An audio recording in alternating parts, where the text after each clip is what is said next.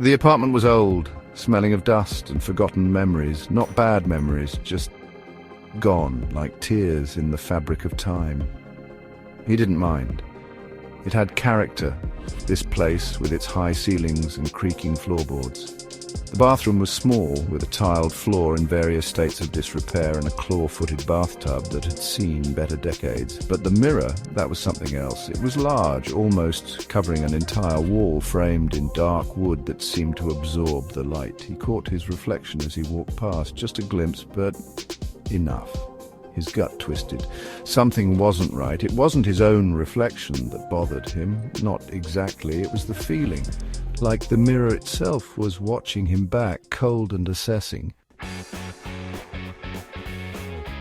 He avoided the mirror after that first encounter, brushing his teeth with his head down, showering quickly, eyes averted, but the feeling persisted, a constant unease like an itch he couldn't scratch.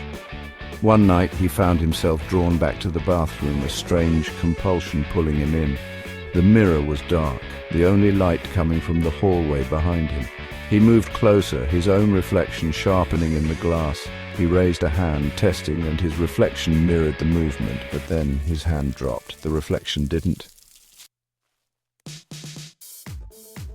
His breath caught in his throat. It was just a beat, a flicker in the reflection's stillness, but it was enough. The reflection lingered, frozen before slowly lowering its hand, a smile spreading across its face. He wasn't smiling. Terror, cold and sharp, shot through him. He stumbled back, hitting the sink, the porcelain cold against his back.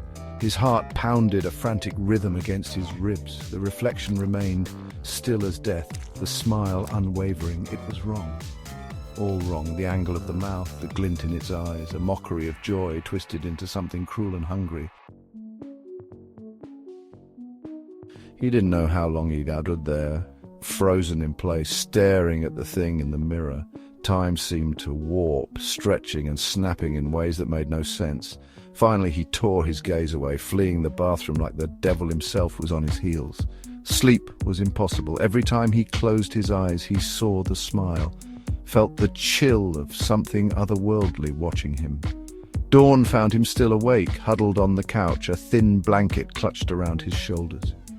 He forced himself to his feet, his body stiff and aching. He had to see it, had to know. He walked back to the bathroom, each step filled with dread. The mirror was gone. In its place, a spider web of cracks spread across the wall, as if something had punched through from the other side. And from that shattered darkness, he heard it. A whisper, low and chilling, his name echoing in the silence.